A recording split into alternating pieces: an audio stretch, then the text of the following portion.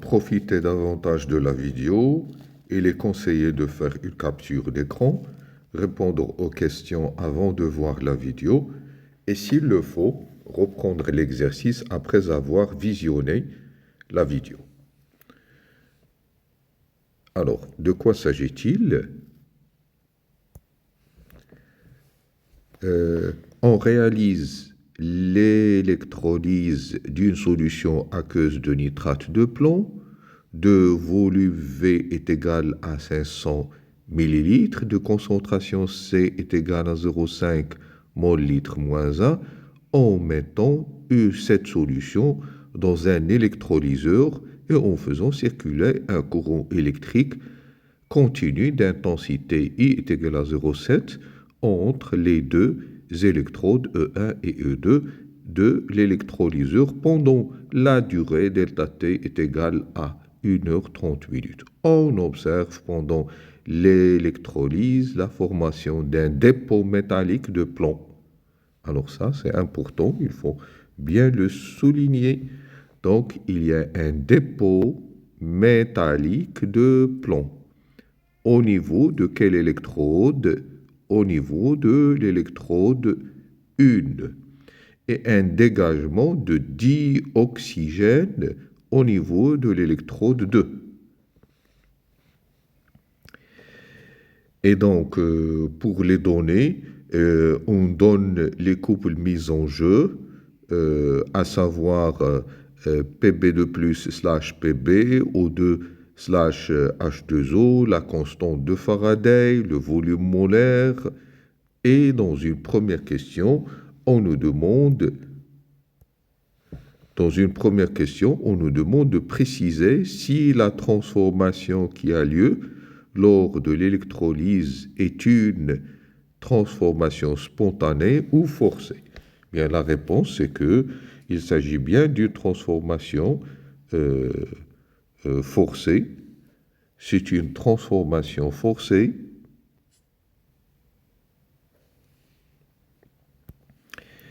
Il s'agit d'une transformation forcée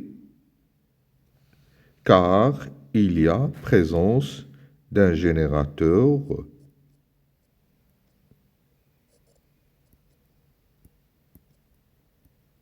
de courant, d'un générateur plutôt de tension. OK. Pour la question 2, parmi les électrodes E1 et E2, précisez l'anode et la cathode. Alors, on va partir du fait que dans l'énoncé, on nous dit qu'il y a un dépôt métallique, dépôt de Pb au niveau de dépôt de Pb au niveau de l'électrode EA en E1. Alors, qui dit dépôt dit réduction. Donc, puisqu'il y a dépôt toujours, donc il y a réduction. Réduction de Pb de plus. Parce que pour avoir le Pb, eh bien, on ne peut avoir Pb qu'à partir de Pb de plus, qui se trouve en solution, qui va capter 2 électrons.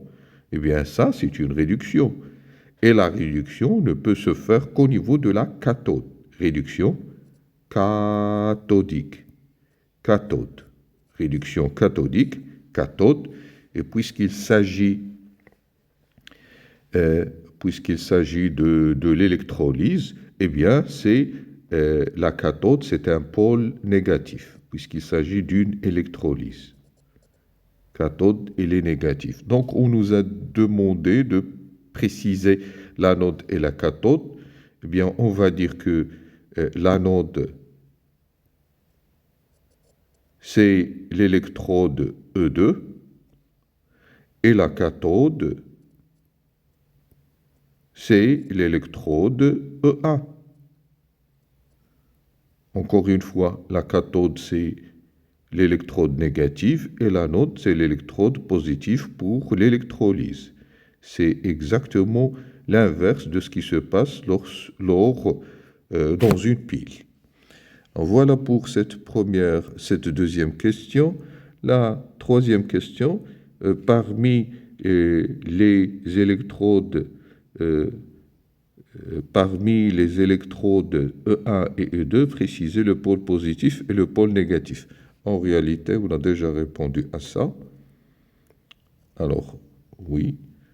Donc, juste pour répondre à la question telle qu'elle est posée, je ne veux pas parler de signe là. C'est là où on va le faire. Donc, électrode E1, c'est une cathode, et donc la cathode, elle est toujours négative pour l'électrolyse. Électrode E2, c'est une anode, et l'anode, elle est positive pour l'électrolyse. Pour la question 4,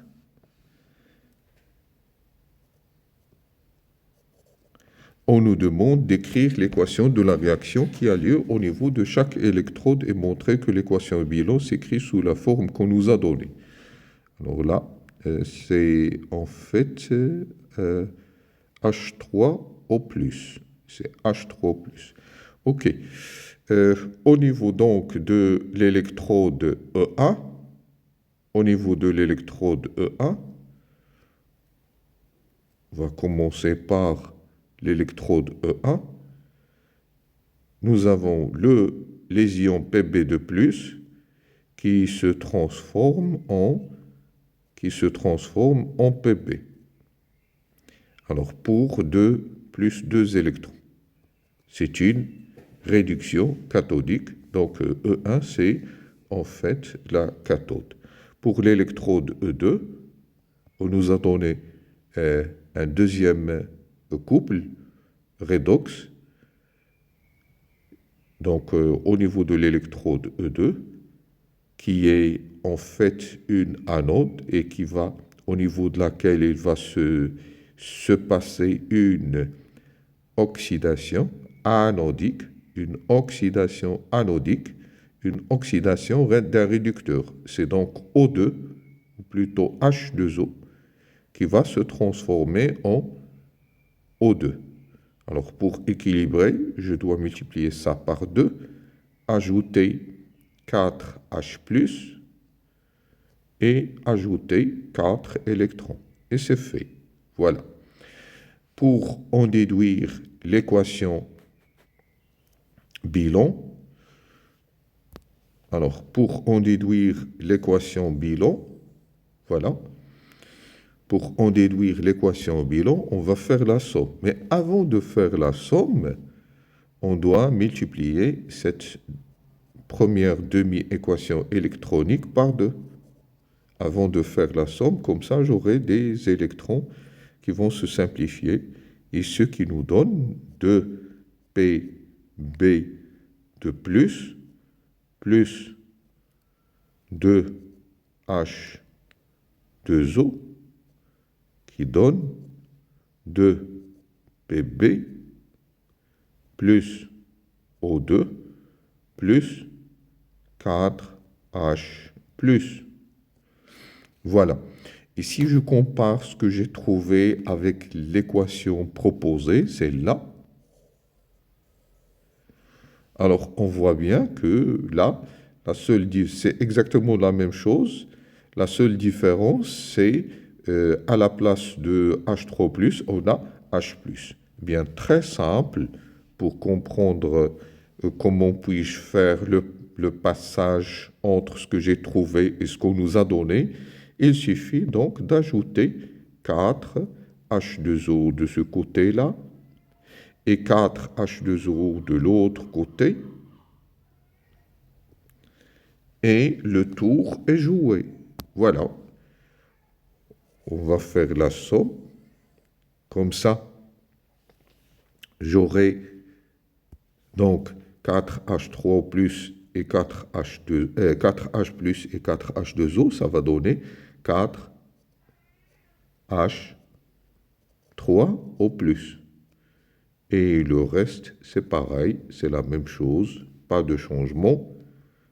Pb qui donne donc 6H2O plus 2Pb2+. Alors maintenant, si vous comparez l'équation qu'on a trouvée avec ce qu'on nous a donné, c'est exactement la même chose.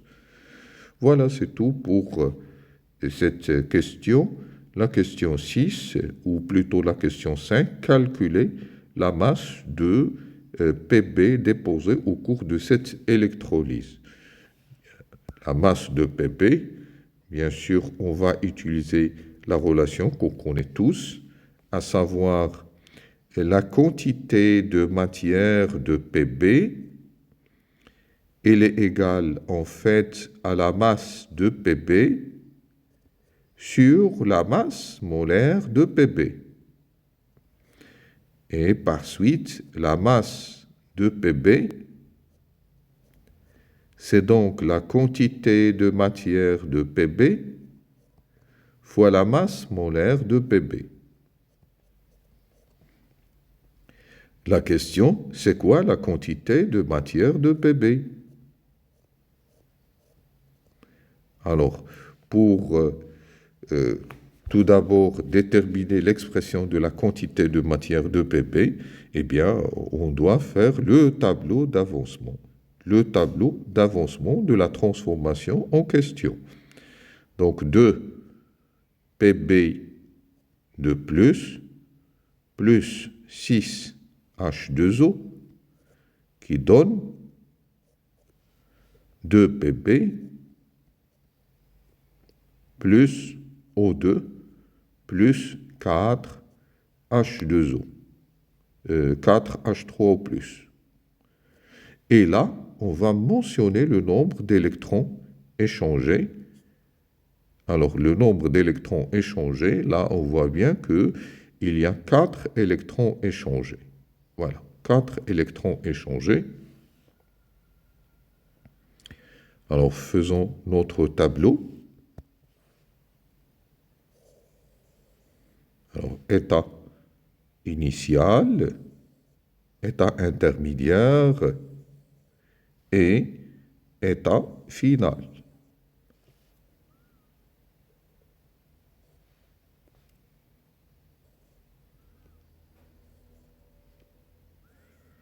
Essayez de faire des tableaux soignés.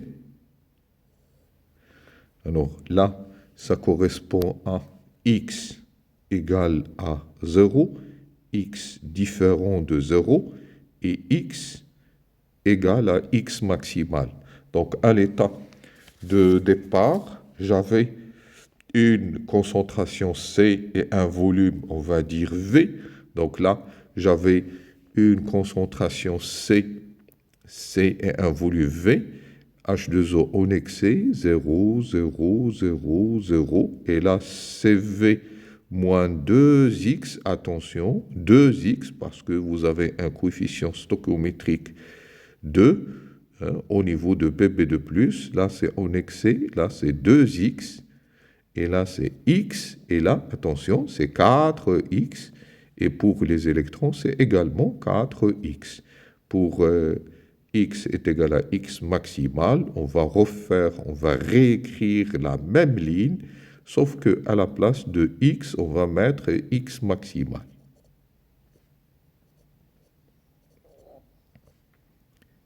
Très bien.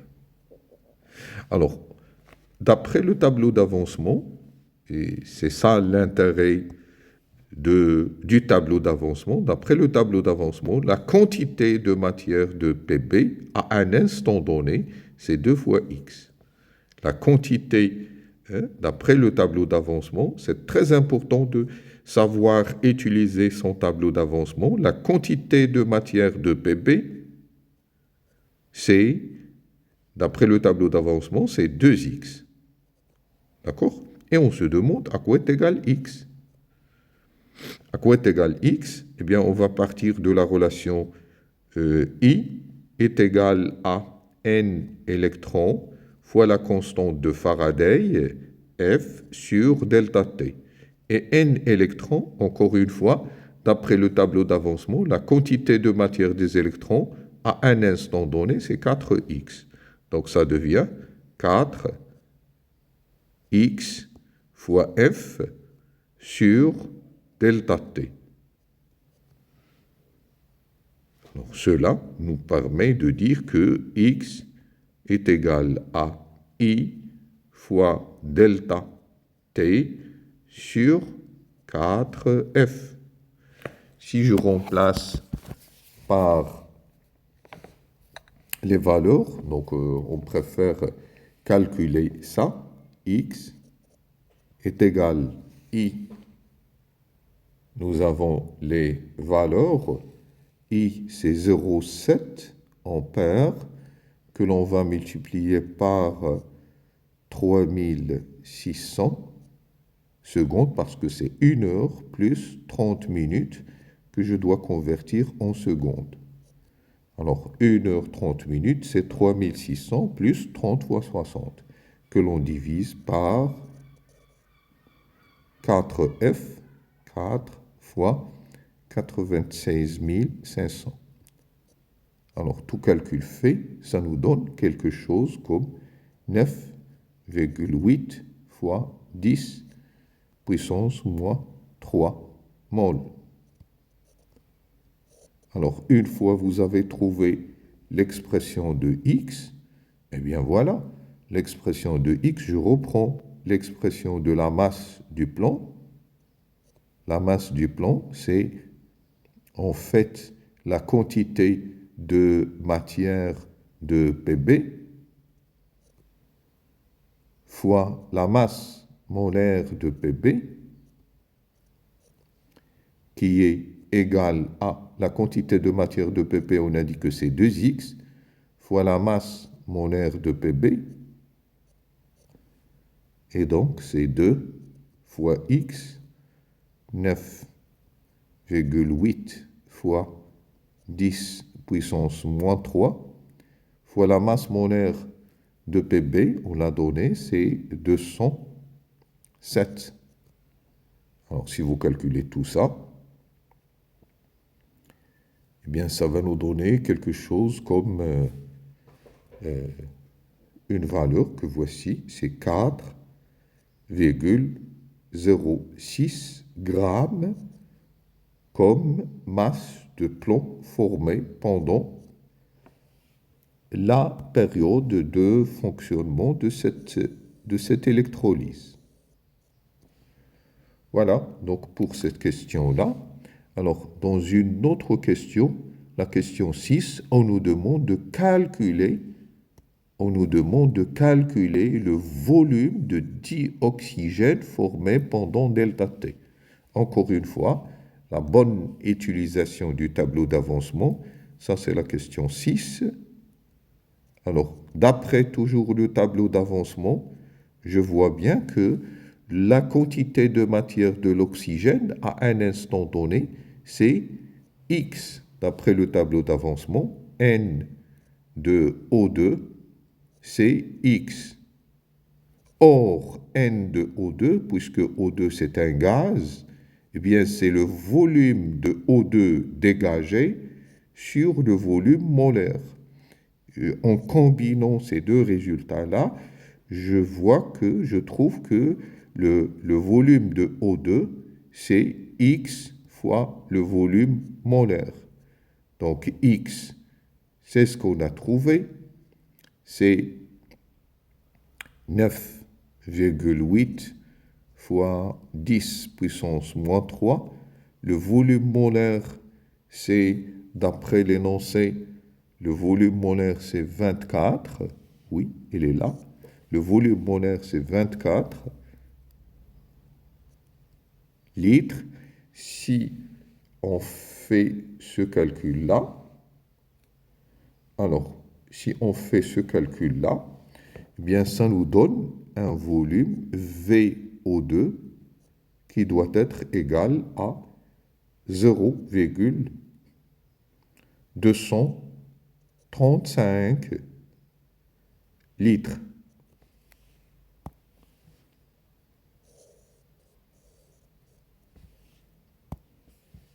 Voilà. Donc, pour la dernière question, pour la question 7, on nous demande de calculer la concentration finale des ions Fe Pb de plus. La concentration finale des ions Pb de plus. Toujours en partant même de la définition elle-même, la concentration de Pb de plus, c'est quoi? C'est la quantité de matière de Pb de plus divisé par le volume de la solution en question. La quantité de matière de Pb de plus, ça c'est l'utilisation du tableau d'avancement. Je vois bien que la quantité de matière de Pb de plus, c'est ce qui se trouve ici. D'accord? C'est ce qui se trouve là.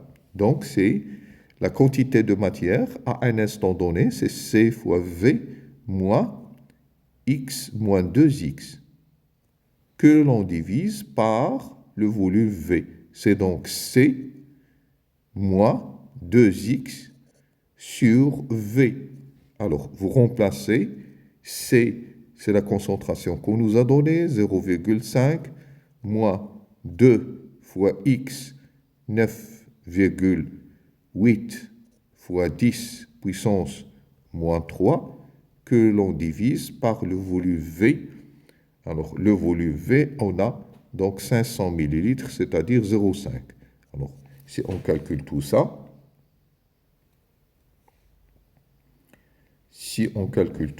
eh bien, ça nous donne 0,46 mol litre moins 1. Ça, c'est la concentration de Pb de plus après une durée de fonctionnement de 1h30. Voilà, c'est tout pour cette vidéo.